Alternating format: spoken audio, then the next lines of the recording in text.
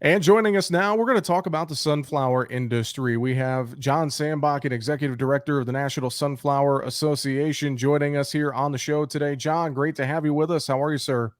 We're doing well. Thank you for having me on your program, Jesse. Well, we appreciate the time, John, as we talk about the sunflower industry. A lot of exciting things going on, a lot of things to talk about. I want to just start. I know last week in Grand Forks, you guys had your summer seminar with the National Sunflower Association. A lot of folks in the industry there. Talk about the seminar last week and some of the highlights for us. Well, we had one of our first sessions was we met with the USDA research scientists that are developing new sunflower hybrids, and they pass on most of the material to public companies. And what we were looking at doing was seeing how can we improve hybrids for sunflower. Is it yield, is it oil, better disease package, and just overall just talking about the future, because obviously sunflower is going to be in strong demand here for the foreseeable future and down the road. And so we just wanted to kind of, get everybody's ideas, get their input, and just overall what they like to see in their hybrids.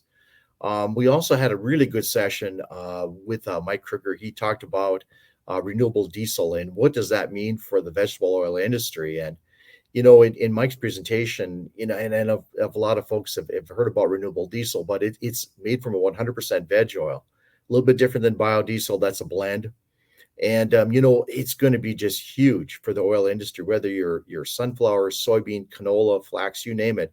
If we were to take every single acre right now in the United States, we still would not have enough oil to meet that renewable diesel demand and then also food use. So it just is a heck of an opportunity. And one of the things we talked about with hybrid development was how do we increase oil content? Right now, sunflower is about 40, 45% oil, but we'd like to get to 50. Obviously, we're going to need more oil to fill all these markets. Very, very true. And you talk about that timeline on some of that. I'm sure there's quite a bit of a process, as there is with any crop, with any genetic that we're looking to improve. Talk about what you heard from that discussion as far as maybe a timeline to improve some of the breeding, some of the oil content, et cetera, John. Well, there's some really interesting, material that's going to be coming out in the next 3 to 5 years from USDA that they're going to share with all the seed companies.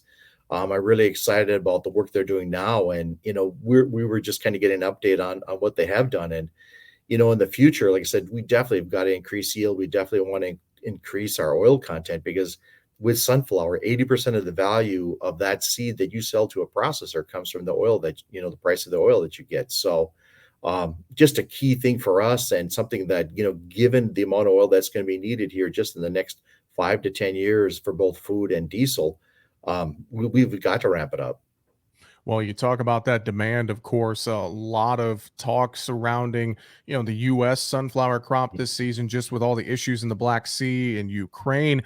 Talk about this year's sunflower crop. I know we saw quite a bit of an acreage jump, and we thought we would see that here across the country as we got into this growing season. So, talk about what you've seen and heard as far as acreage here for this 2022 season, John. Well, acres here, like in North Dakota, they're up 49% from where they were last year. South Dakota is up 16%. And overall, when you look at oil acres, we're up about 31% here in the US. And overall, for all sunflower that we added confection in, we're at 29% increase from last year. So obviously, as you had mentioned with the Black Sea situation, it's really put sunflower in the spotlight. And, given the significance of Russia, Ukraine, I mean, they produce 60% of all the sunflower oil in the world. So, I mean, when you take that oil off the market or you restrict access to it, it really opened up some opportunities for U.S. sunflower oil. And, from talking to the crushers, they're getting, demand from people we haven't heard from in years that are looking to buy sunflower oil. So as long as that situation continues or even into the future when they're in the rebuilding process, I mean, it's going to put U.S. sunflower oil in a very good position to capture some new markets. Well, now we talk about that acreage jump. How are crop conditions currently looking? What are you hearing from sunflower growers, especially across the northern plains, John? Well, in the northern plains, boy, I bet 80% of the crop is in that good to excellent category, and the remainder is fair. So, I mean, I haven't seen any in that very poor or poor category. We're really off to a good start. Obviously, we've had some really good rains up here lately. We had good soil moisture conditions to start this season. So, The crop is looking really good right now. It is a little bit behind, obviously, because we got planted a little bit later. But if we get the heat units, sunflower really can just take off very quickly, and it gets going. And I think we'll be in okay shape. Are you hearing good results from other parts of the country as well, John? We look down maybe in the Central Plains and out like the Texas, et cetera. Are you hearing good stories from the crops there? In Texas, they've been impacted by the drought. I mean, they started harvest already. They've got about 10% of their crop harvested, and the yields have been average for that area, which given the dry conditions that they've faced, that is pretty good. In Kansas, Colorado, Nebraska, they're very dry right now. Some of the sunflowers that are grown in those states are underwater. They're irrigated, so they're going to be in great shape. But I'm a little bit concerned right now for the crop in the high plains overall because they are going to have some issues if they don't get moisture. So it's going to be one that we're going to have to keep an eye on this growing season.